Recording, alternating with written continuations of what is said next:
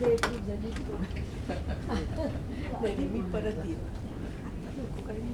esteemed guests are requested, please grace the stage. Kirtan ma'am and sir, please grace the stage.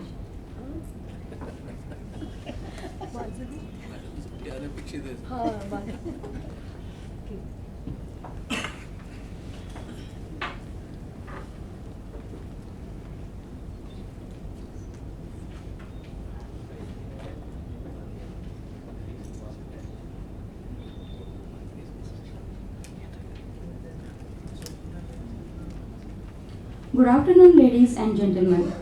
It gives me immense pleasure to welcome you all to this momentous occasion, the Golden Jubilee celebration of our esteemed institution. Today, we gather to celebrate 50 glorious years, a journey marked by vision, commitment, and success of Gramodyogik Shikshan Mandal. As we have begun this journey with enriched sessions, today marks the 11th golden thread in celebrating 50 years of beacon of enlightenment. Each year has been a milestone, and this moment is a tribute to every student, every teacher, and every dream that shaped our legacy. This event is not just a celebration of time past, but the reaffirmation of our purpose to enlighten minds and empower generations. I now take the honor of welcoming the esteemed dignitaries who have graced us with their presence today. Mr. Milind Kelkar sir, Chairman and Managing Director, Grindmaster Machines Private Limited, Chhatrapati Sambhajinagar. Mrs. Mohini Kelkar ma'am, Dr. Yadnavir Kaude sir, President, Gramodyogik Shikshan Mandal. Dr. Shakuntala Lomte ma'am, Director, Gramodyogik Shikshan Mandal. Professor Munish Sharma sir, Director General, MIT. Professor P.M. Deshmukh ma'am, Director, Gramodyogik Shikshan Mandal. Dr. N.G. Patil, Director, Maharashtra Institute of Technology. Dr. S.G. Deshmukh, Principal, MIT Polytechnic, Chhatrapati Sambhajinagar. Dr. M.R. Vaidya, Principal, MIT Polytechnic, Rutegaon. Dr. Kodeswara Prabhu, Principal, MIT Nursing College. Dr. S.D. Katke, Principal, MIT College of Food Technology. Dr. Mahendra Kondekar, Principal, MIT SIDCO. Mr. M.B. Gaikwad, Headmaster, MIT Technical High School. Dr. B.S. Sonone, Registrar, Maharashtra Institute of Technology. Dr. A.M. Raute, Dean, Alumni Affairs. Professor M.S. Vaishnav, Joint Registrar, Maharashtra Institute of Technology.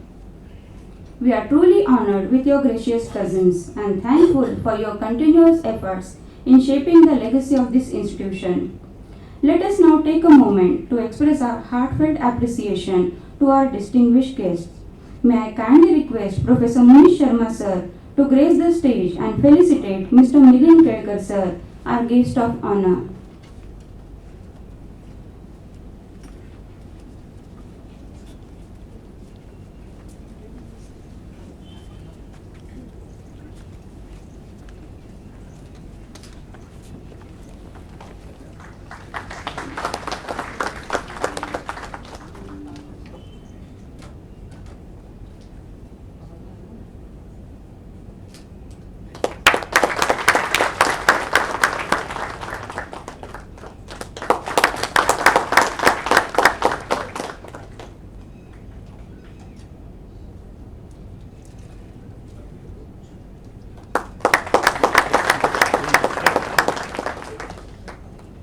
Hello.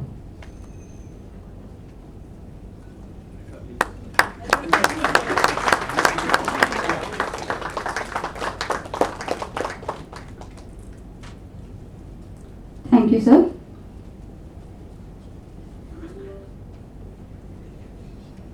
I now request Dr. Shakuntala Lomte ma'am to kindly felicitate Mrs. Mohini Kelkar ma'am with a token of gratitude.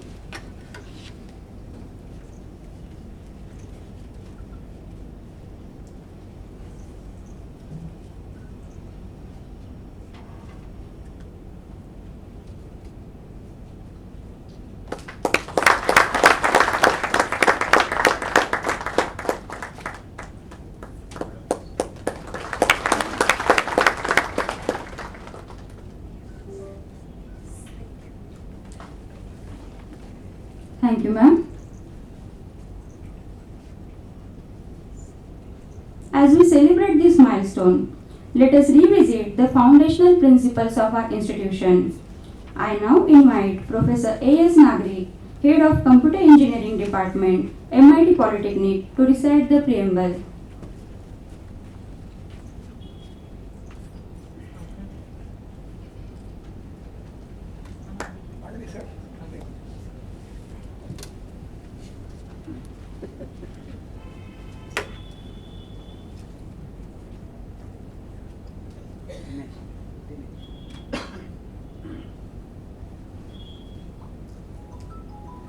या सभागृहातील सर्व मान्यवर, सहकारी आणि उद्याचे engineer, मी खरं म्हणजे डायसवर यायचं नाही ठरवलं होतं, पण आय एम सॉरी. केळकर मंडळींचं या संस्थेवर आज प्रेम नाही आहे, काल प्रेम नव्हतं. गेले 42-45 वर्षापासून त्यांनी आपल्याला अकोमोडेट करण्याचा प्रयत्न केलेला आहे.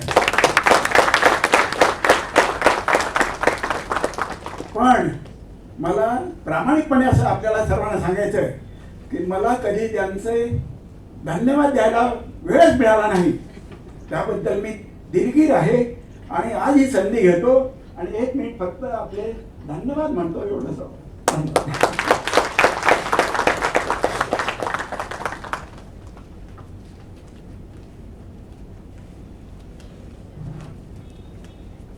नमस्कार. ग्रामोद्योगिक शिक्षण मंडळाचे अध्यक्ष आदरणीय डॉक्टर वाय कवडे सर, MITचे महासंचालक आदरणीय प्राध्यापक मुनीश शर्मा सर, ग्रामोद्योगिक शिक्षण मंडळाच्या संचालिका आदरणीय डॉक्टर लोमटे मॅडम, आजचे प्रमुख पाहुणे आणि प्रमुख वक्ते श्री मिलिंद केळकर सर, सोबत मोहिनी केळकर मॅडम, MIT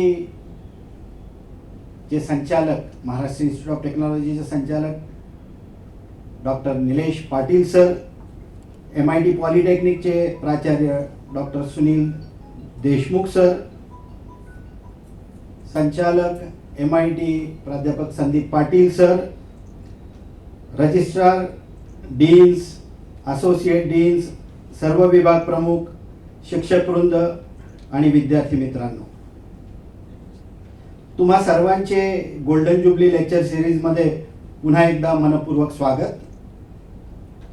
मराठवाड्याच्या ग्रामीण भागातील विद्यार्थी आणि प्रगतीचा एक मापदंड असलेला उद्योग क्षेत्र याची योग्य सांगड घालून व्यावसायिक व तांत्रिक शिक्षण उपलब्ध करून देण्याच्या उद्देशाने ग्रामोद्योगिक शिक्षण मंडळाची स्थापना 1975 साली झाली.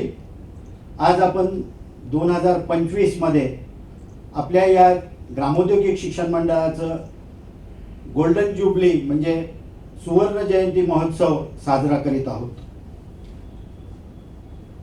या शिक्षण पद्धतीत जे काही आमूलाग्र बदल घडवून आणणे अपेक्षित होतं ते आमूलाग्र बदल गेल्या 50 वर्षात या संस्थेने घडवून आणले. या संस्थेची उभारणी जी झाली तीच मुळात संघर्षात, कारण संस्थेचा उद्देश प्रांजळ होता, प्रामाणिक होता की मराठवाड्यासारख्या मागासलेल्या भागात त्यावेळेच्या जे टेक्निकल एज्युकेशन गव्हर्नमेंट इंजिनिअरिंग पुरतं मर्यादित होतं, त्यामुळे फार कमी विद्यार्थ्यांना ही संधी मिळायची टेक्निकल एज्युकेशनची, तांत्रिक एज्युकेशनची. ती सर्व विद्यार्थ्यांना उपलब्ध व्हावी यासाठी एक संधी आपल्या प्रयत्नातून जर निर्माण करता आली तर त्यांनी मराठवाड्यातल्या विद्यार्थ्यांचा फायदा होणार आहे आणि या फायद्याच्या उद्देशापोटी जेणेकरून ग्रामीण भागातल्या विद्यार्थ्यांना टेक्निकल एज्युकेशन उपलब्ध करून देता यावं या उद्देशाने खऱ्या अर्थाने ग्रामोद्योगिक शिक्षण मंडळाची निर्मिती झाली. आज तंत्र शिक्षण व व्यावसायिक शिक्षण क्षेत्रात वेगवेगळे अभिनव उपक्रम राबवून संस्था देशाच्या, महाराष्ट्राच्या आणि प्रामुख्याने मराठवाड्याच्या प्रगतीमध्ये सातत्याने भरीव योगदान देत आहेत. कारण या संस्थेतून आजवर हजारो विद्यार्थी तंत्र शिक्षण घेऊन फक्त मराठवाड्यातच नव्हे, आपल्या राज्यात, आपल्या देशात आणि देशाबाहेरही एक चांगलं दर्जेदार काम करतायत आणि तेच संस्थेच्या प्रगतीचं एक समीकरण झालंय, तोच एक मापदंड झालाय. कारण आज संस्थेच्या हजारो ॲल्युमिनी फार चांगल्या पोझिशनवर उत्कृष्टपणे कार्य करत आहेत आणि हे ॲल्युमिनी या संस्थेच्या प्रगतीचा एक मापदंड बनलेले आहेत. ही संस्था सध्या आपल्या राज्यात, मराठवाड्यात प्रगतीचं एक सशक्त केंद्र, शैक्षणिक केंद्र म्हणून नावारूपास आलेलं आहे.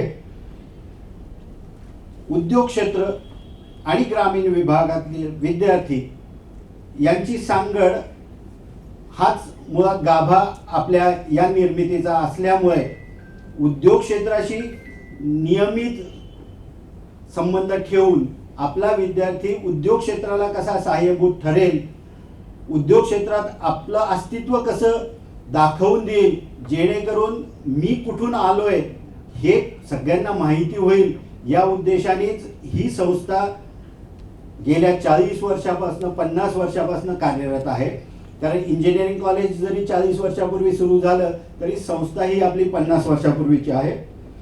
आदरणीय कवडे सरांनी 1975 साली लावलेल्या या छोट्याशा रोपाचा आज एक वटवृक्ष झालेला आहे.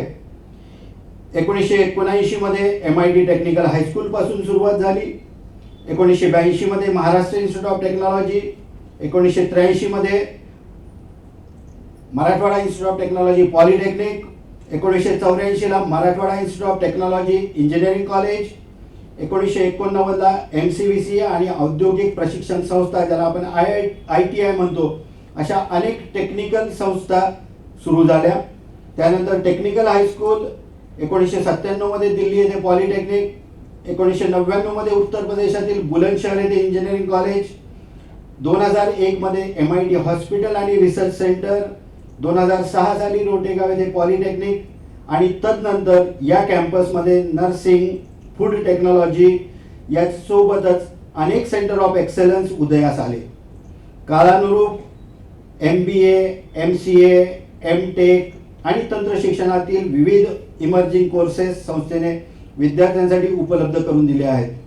आज ग्रामोद्योगिक शिक्षण मंडळाचे 20 पेक्षा अधिक महाविद्यालय ज्ञानदानाचे पवित्र कार्य उत्कृष्टपणे करत आहेत. कुठलीही राजकीय पार्श्वभूमी आणि पाठबळ नसताना तंत्र शिक्षणाने प्रेरित आदरणीय डॉक्टर Y.A. कवडे सरांनी आणि नंतर प्राध्यापक मुनीश शर्मा सरांनी हा परिसर जोपासला, फुलवला. त्यामध्ये आजवर हजारो विद्यार्थ्यांचं कल्याण घडवून आणलं आणि त्या योगे मराठवाड्याच्या ग्रामीण भागातील विद्यार्थी आजन्म या संस्थेशी जोडला गेला. तो या वटवृक्षास अधिकाधिक बळकट आज करत आहे. 1975 साली स्थापन झालेला ग्रामोद्योगिक शिक्षण मंडळ ही संस्था, या संस्थेचा सुवर्ण महोत्सव साजरा करत असताना सर, आम्हाला सार्थ अभिमान आहे की आम्ही सर्व तुमच्या या स्वप्नांच्या सोबती आहोत. मी पुन्हा एकदा तुम्हा सर्वांचे या गोल्डन ज्युबली लेक्चर सिरीजमध्ये स्वागत करतो. आपण सर्वजण सुवर्ण महोत्सवी व्याख्यानमालेतील हे 11वे पुष्प गुंफणाऱ्या श्री मिलिंद केळकर सरांना ऐकण्यास उत्सुक आहात याची जाणीव ठेवून इथेच थांबतो. धन्यवाद.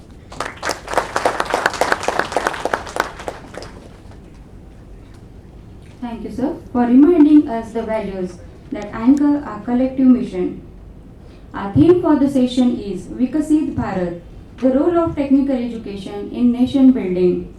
It is an absolute privilege to introduce our guest of honor, a name synonymous with innovation and entrepreneurship, Mr. Milind Kelkar, an alumnus of VJTI Mumbai and diploma holder in industrial management from Symbiosis, Pune. Mr. Kelkar began his entrepreneurial journey in a humble garage in 1984. Today, he leads Grindmaster Machines Private Limited, a global name in microfinishing and robotic automation.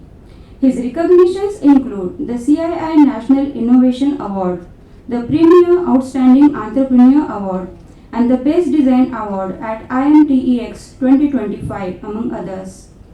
Beyond industry. He is a committed environmentalist. Under his leadership, over 1.6 lakh trees have been planted across Maharashtra, supported by EcoSatwa, Janasayog and the Bandizai Family Trust. Sir, we are deeply honored by your presence. May I now request you to share your thoughts and address the gathering.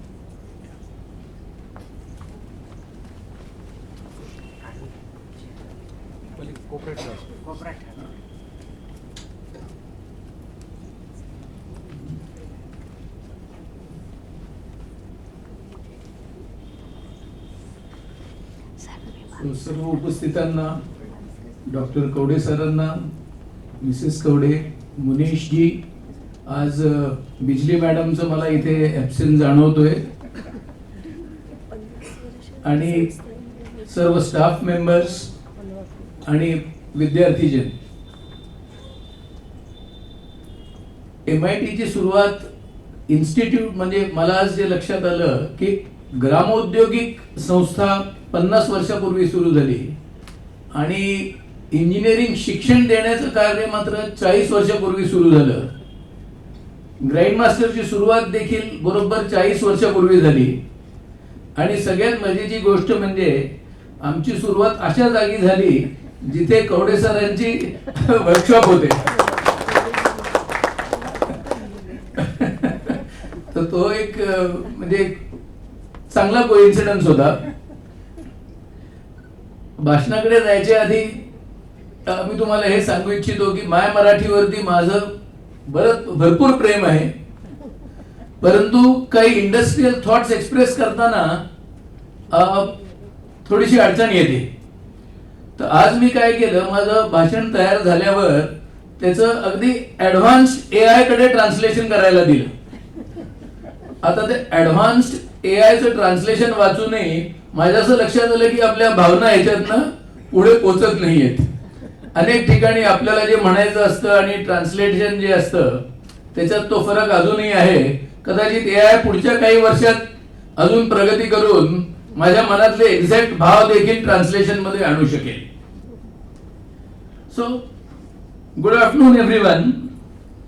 It is indeed a privilege and a pleasure to be here with all of you, all distinguished educators, staff members, and most importantly you, the students who are present not only here but also I am told online in several other locations.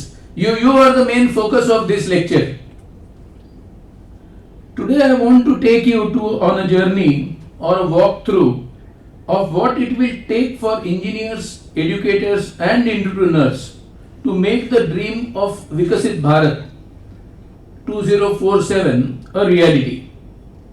As CMD of Grindmaster Machines, a company that started in a garage and now serves customers worldwide, I have witnessed firsthand the transformative power of technical education which I have been seeing year after year from students which are mainly coming from institutes like MIT and the other one that started in Aurangabad, JNEC.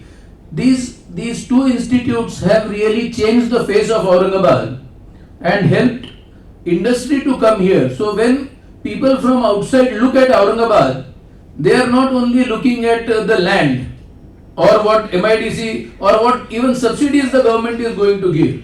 They come here to look at the real infrastructure, which is people. Every company today recognizes and realizes that their main power is their people. So when companies get attracted to a place like Aurangabad, they are attracted because of this kind of infrastructure that is available over here.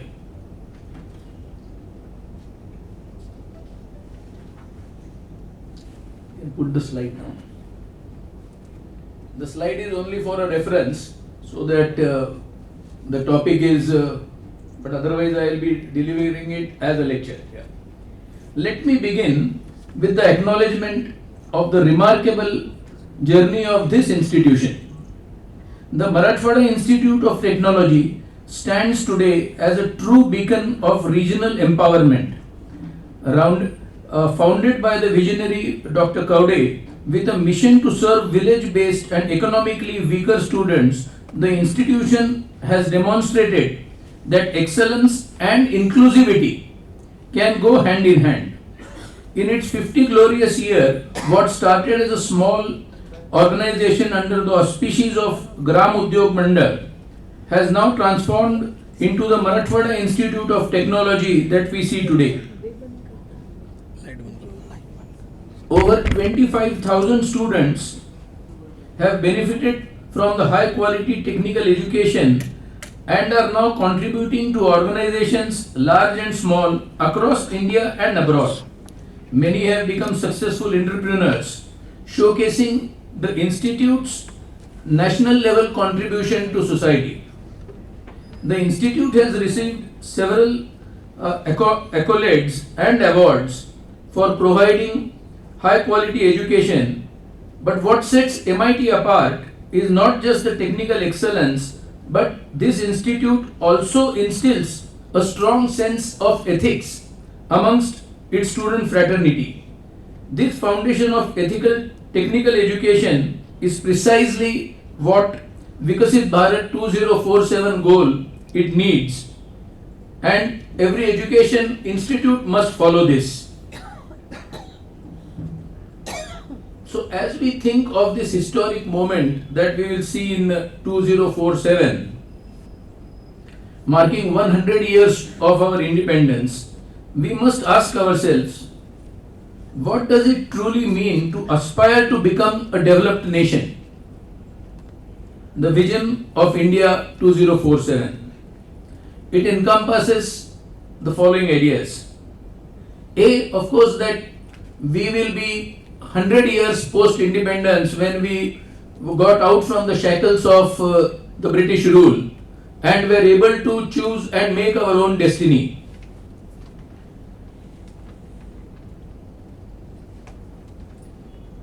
We hold the aspiration of becoming a developed nation that serves as a model for the world.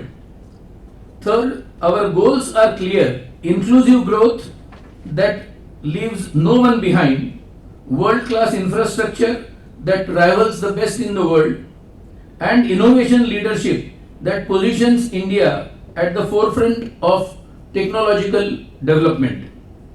Fourth, and the most relevant to our discussion today, is the central and transformative role of engineers and the institutions that are going to build these engineers. Without excellence in technical education, the other three points just do not stand. So, you, the students and faculty here, are the architects of the future. Let me paint the picture of what we are really trying to look at, and specifically with engineers and engineering education in mind. Broadly, the vision is to reach 30 million US dollar, 30 trillion US dollars in GDP with highly enhanced per capita GDP. Not just aggregate wealth, but prosperity that reaches every citizen. We are talking about housing, clean water, healthcare and education for every single Indian, from the farmer in rural Maharashtra to an entrepreneur in developed cities.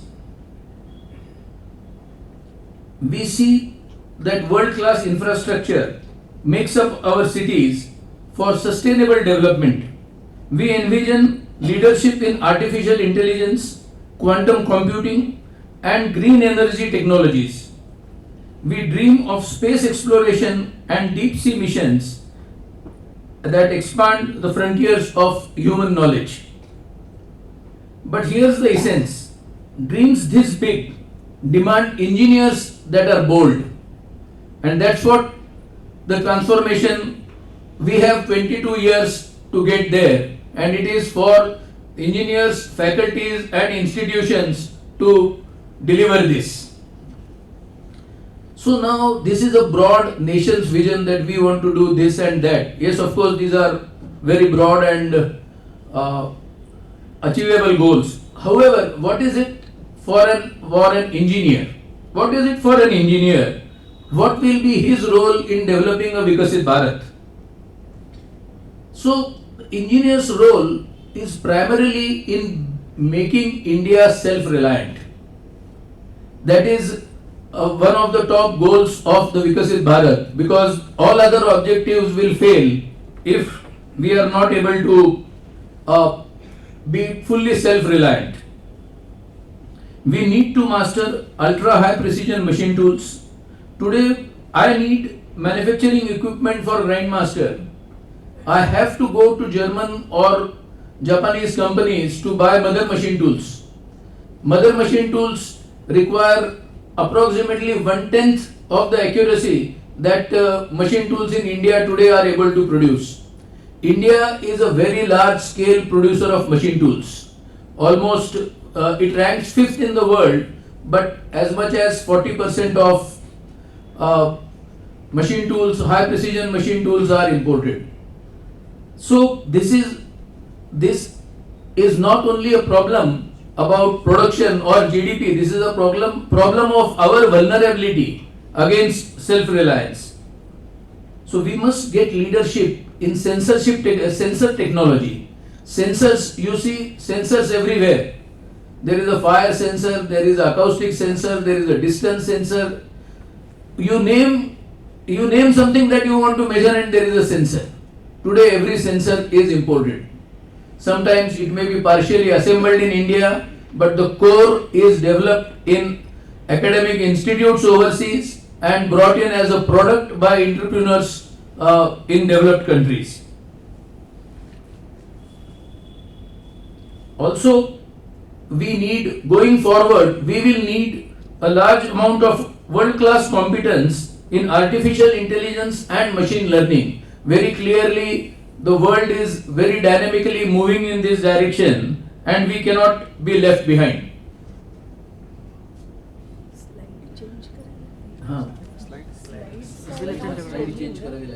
Remote वहाँ पे आता we are in slide 6 slide.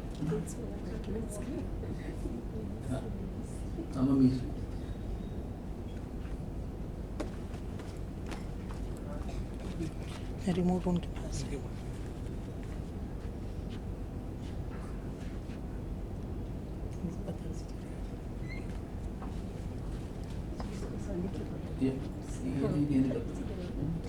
Yeah, so in brief, we will look at what are our strengths. You can see them on the screen. India is considered to be a country which can avail of demographic dividends. While Japan and Germany age, India surges forward with youthful energy. As many as 60% of our population today is under the age of 40. So you can imagine that this will be the population that will deliver useful results year after year.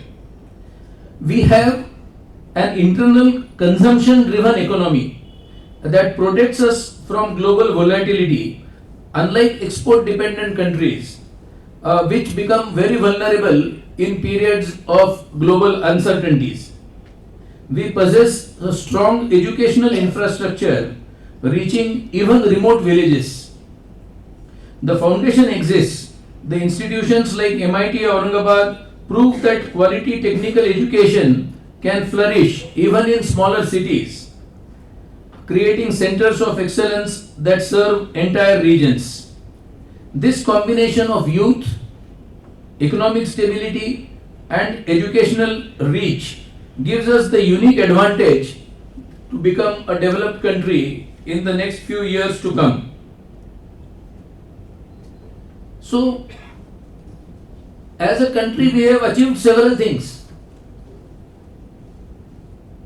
Aadhaar and UPI, when we go abroad and we tell them that even someone on the street, he shows me a QR code and I am able to pay him 20 rupees, or I can pay another vendor 20,000 rupees in a go. This has not yet happened in many of the developed countries. Similar is, the Aadhaar system that India has, which may have its own criticisms and all that, but All said and done, it means that more than 1 billion people are now digitally identified, which means that India is making drastic progress in digitalization. Our startup startup ecosystem, it ranks third largest globally. We have built the world's largest strategic bridge in Jammu and Kashmir, which is a technical marvel. It is done by Indian engineers, executed by Indian engineers. So it is, it gives every engineer a shot in his arm. Oh, if Indian engineers are already doing this, those in this room can also grow up and do further better things. For the first time, India has broken into the top 100 countries in achieving sustainable development, thanks to our commitment to balanced and sustainable growth. The essence is clear. We have the foundation and we need the builders to build India into a Vikasit Bharat. Slide number 8 is going to take us to the brutal truth. Let me share some brutal truths as we must confront if we are serious about achieving Vikasit Bharat in 2047. There are as many as 1.5 million engineers that pass out of Indian universities and colleges and diploma colleges. Yet, just about 30 to 40% are, I would say, job ready or employable. In Grindmaster, when we recruit young engineers, we have in the last about 7 or 8 years, we have decided that for the 6 months, we will train them. We will train them in subjects, of course, which are very specific to our industry. But then we observe that the basics of these children are not yet strong enough to absorb what we are saying. But eventually, I would say that they do become engineers in a period of 3 to 4 years and start delivering results. This period needs to be brought down very clearly. This is one brutal fact of education. India spends less than 1% of its GDP on research and development. Research and development, 4 to 5% is the norm in the developed world. That itself shows the difference that as a country what we dedicate to research and development which will lead us to the future. Self-reliance means a distant dream with the current situation. But denial destroys. So we have to accept the situation because denial will destroy what we want to do. We must acknowledge this challenge before we can overcome them, and more importantly, we must understand the root causes. The brutal truth again is that exam-based learning still dominates. Students study more from the point of view of passing in an examination, which of course is also a necessity, but that is not all. And we have seen education abroad, though they also have exams, it is much more beyond exams what students are able to learn. Let me give you a specific example. Take the field of optics. The physics of optics is absolutely as well understood by Indian academia as anyone sitting in Germany or Japan. I have interacted with several people on this subject and I am sure that there is no knowledge gap. So the maths and the physics that is needed to develop a high quality optical sensor is available. But there is no correlation or not much fusion between industry and academia. The highest academia, people coming from Indian Institute of Science, so limited amount of fusion is actually happening that these sensors are still imported. And I am sure that what with the technology of rapid prototyping or 3D printing, Earlier days it used to be difficult to develop a product based on an academic research. Nowadays it has become very easy with 3D printing and 3D drawing making. So I think like never before this is an opportunity for academia and industry to get together and attempt to develop products which will be world class. Opportunities and threats are moving at lightning speeds, both opportunities and threats. Artificial intelligence capabilities that took decades to develop are now accessible through cloud APIs, yet our educational responses is far behind this rapidly developing technology.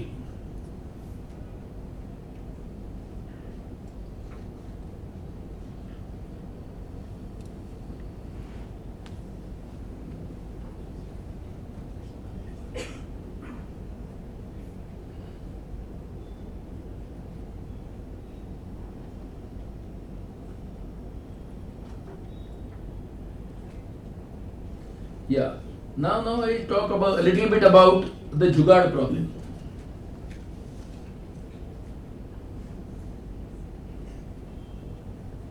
Every one of you has heard the word Jugaad.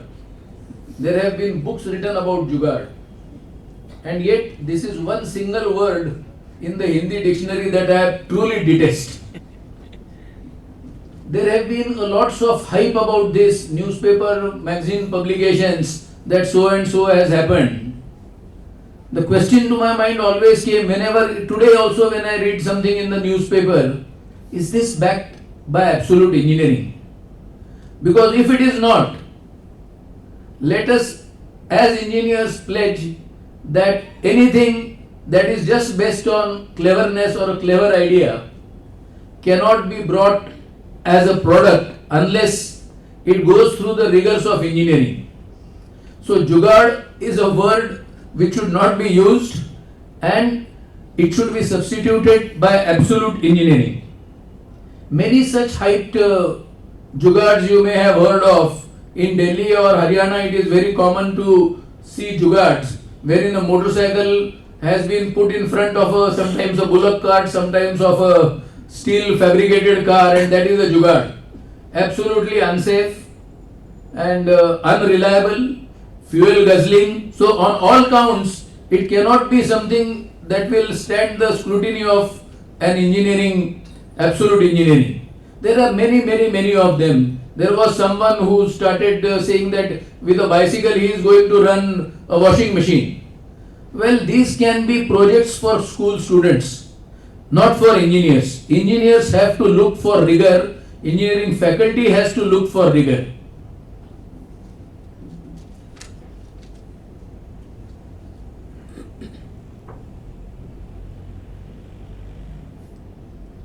So now that we have looked at where we are, what are the brutal facts before us, we then, and of course what are the opportunities, we look at what we can do, what is the role of technical education, because one thing is clear, that no dream of a Vikasit Bharat can go forward without technical education and institutions that bring about this technical education and the faculty that delivers the education.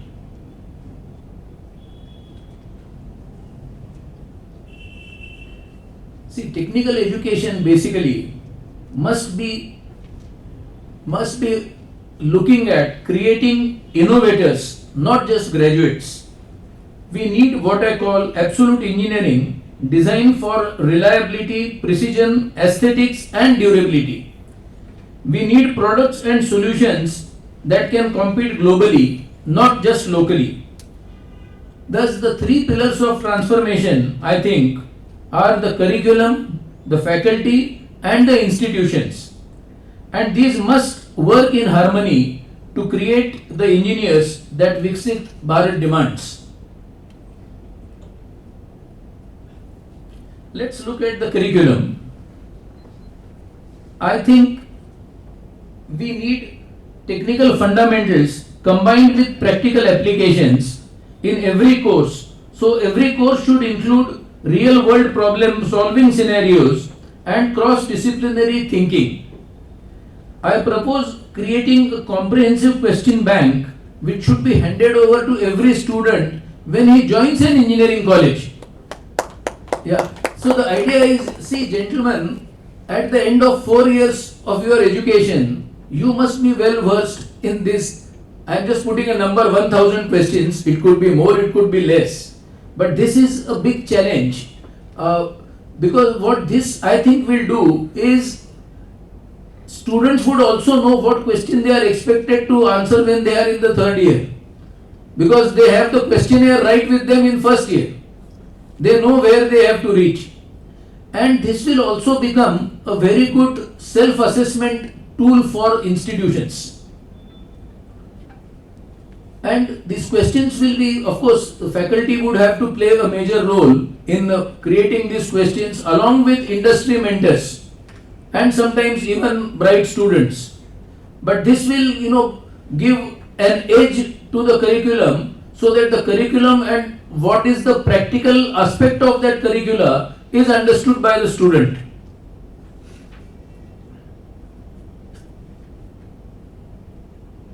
So the curriculum must encourage students who solve problems rather than just memorize for the sake of an examination.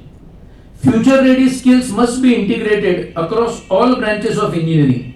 For example, electrical vehicle systems knowledge for mechanical engineers is no longer optional.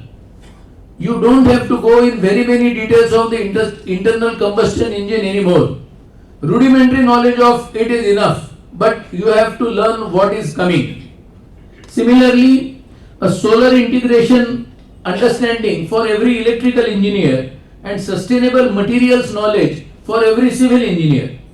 Energy optimization principles for every branch of engineering, no matter what branch of engineering it is. So this must get integrated in the syllabus. The essence is clear. Future ready skills create future ready engineers. In 2047, every engineer will be an AI enabled engineer. This transformation must begin now in your classrooms, in your projects.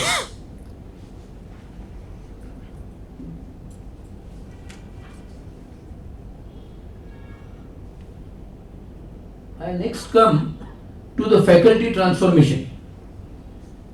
Many things are already being done. I know that there are several centers for training of faculty, and this has to keep on developing further and in a more meaningful manner. Faculty transformation is critical. We need industry immersion programs where professors work on real problems in industry, not just theoretical concepts.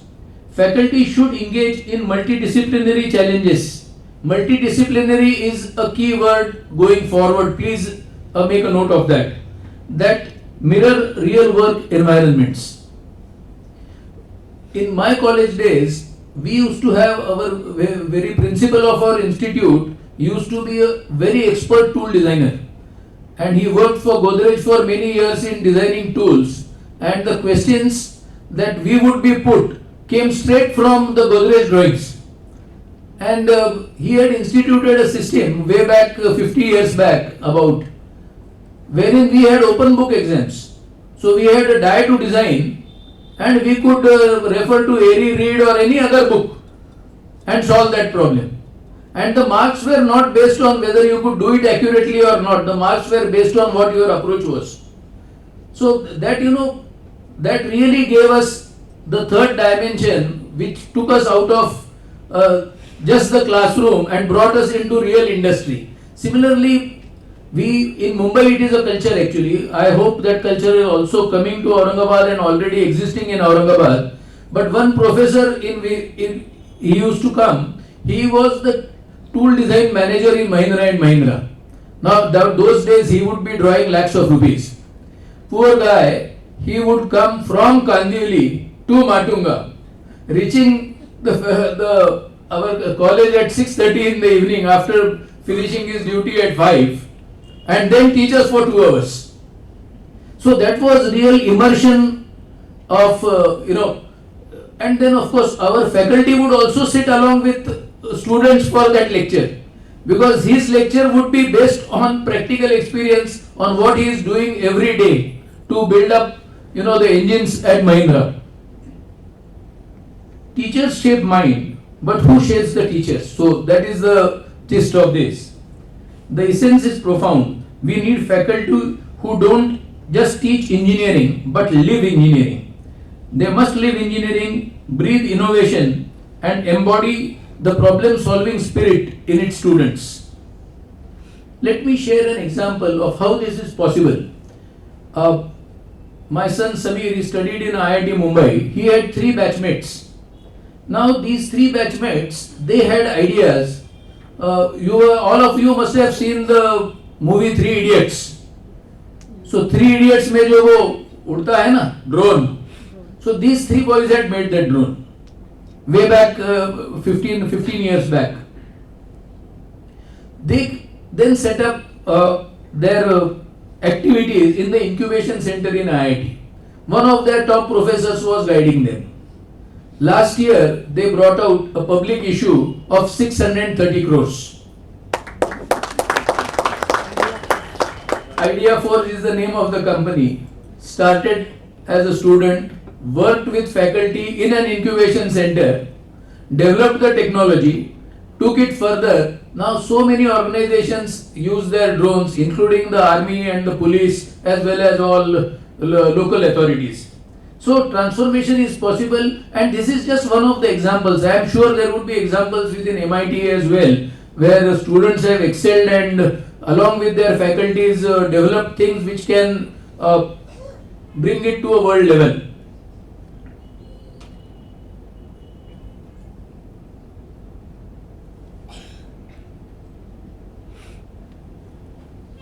I was looking at some institutional models. So the future belongs to institutions that dare to reimagine the institution. We cannot visit Viksit Bharat with 20th century institutional models. We need institutions that break traditional boundaries and create new paradigms of learning. The essence is transformational. The future belongs to institutes that dare to challenge a convention that prioritizes outcomes over process, and that measures success by the problems that graduates solve rather than the exams that they pass.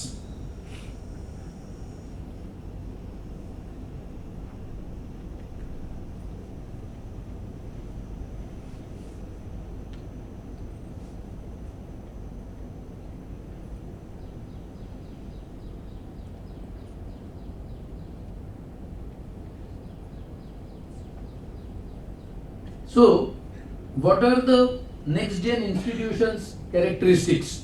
Of course, this is, everyone may have his own vision. Dr. Kaude would of course have thought, Munish ji has also thought about this.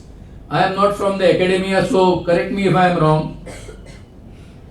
What defines excellence in next generation institutions? Let me outline the characteristics that distinguish truly excellent institutions from good ones.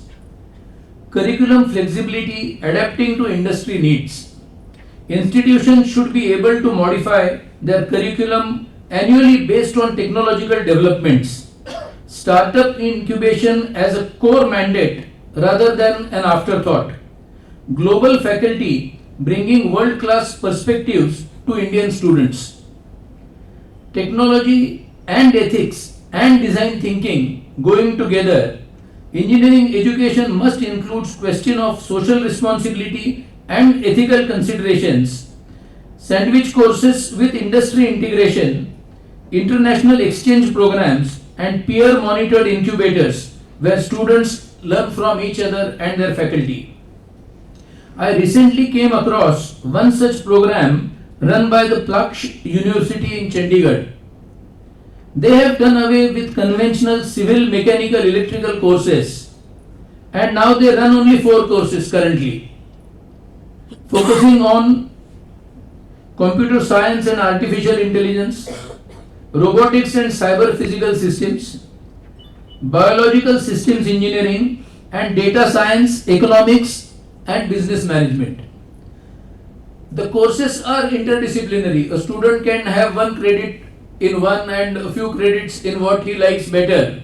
Just making it focused on what I think this is what Viksit Bharat needs. And this syllabus, when one student asked me whether he should go for it, I said that 10 years back I would have said, oh, do mechanical engineering. That will give you a freedom of doing anything else in the future.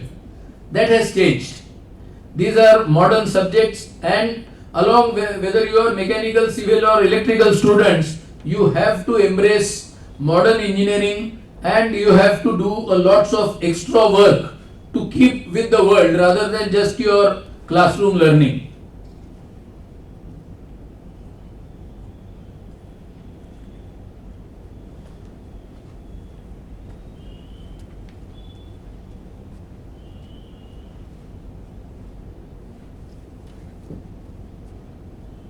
So, what can we do together?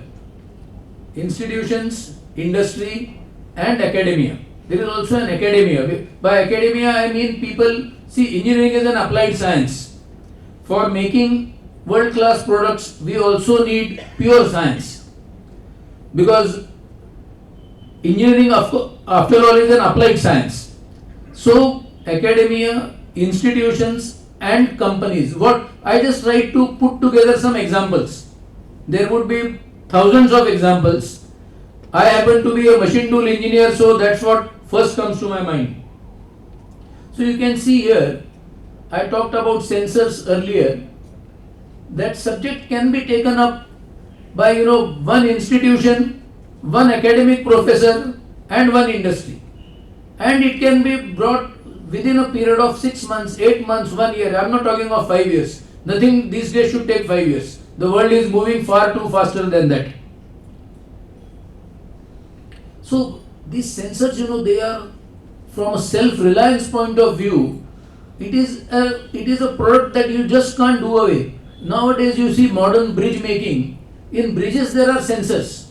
These sensors are very advanced. They are giving a feedback to the concerned civil engineering department of the government in real time. The condition of that bridge, the condition of that dam, the condition of that tunnel. All these are imported. Now, just talking of bridges, the government has now brought in a mandate that any new bridge must have these type of sensors included. So now various trading companies are going all over the world to see whom they can source from. A time should come, if we get together, that all these sensors, these are not rocket science. The science, the knowledge behind it is available in this country. The question is to bring it together, fuse it together and make it into a world-class product.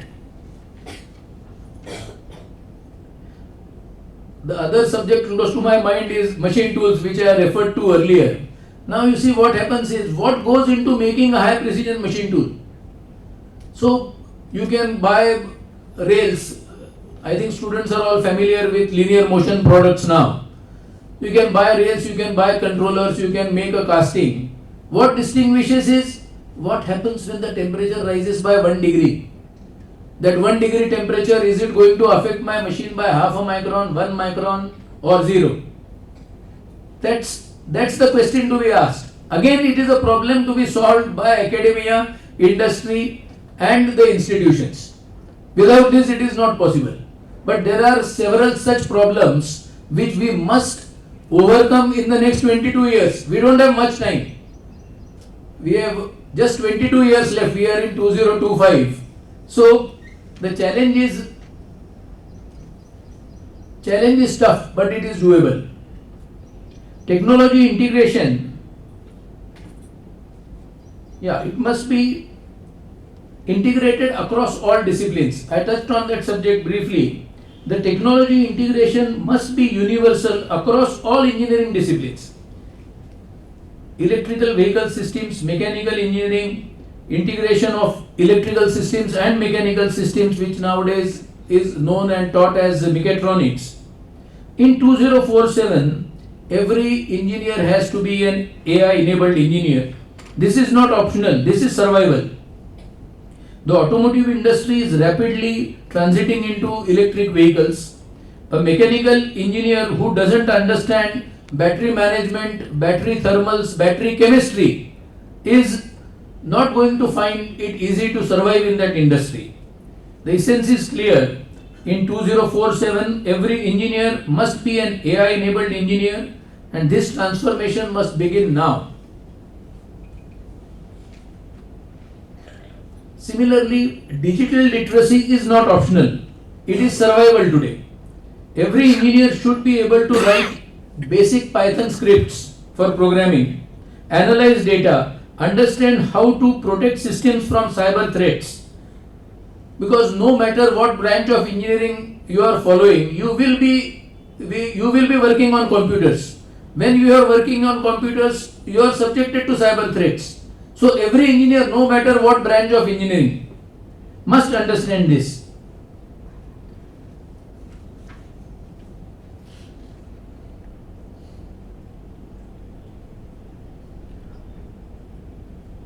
I bring you to this slide of student engagement beyond the classroom, and I think from what I see and interact with MIT, lots of work is being done in this direction right now. And I am very glad to see that work, that students are requested to goaded into going outside their classrooms and doing various things. A few of them I have noted, Munish ji and Kaudesar ji can add to that later. So, project links to industry problems, social impact in engineering solutions,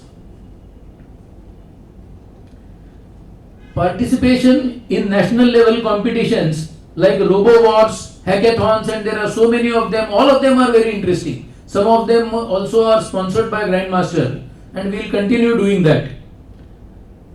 And not just for excitement, but because the competitions develop skills, leadership that traditional exams just cannot bring about. We need mentorship programs with industry experts, real outcomes rather than just academic exercises, and focus on creating job creators, not just job seekers. Students need exposure to the real world through practical projects, industry partnerships, and entrepreneurial opportunities that transform them from passive learners to active problem solvers. So what's going to come? It's just again my thought on it. There would be people who would be able to elaborate this much better than me. But some fundamentals that I can see what is coming in the emerging technologies are the quantum computing fundamentals,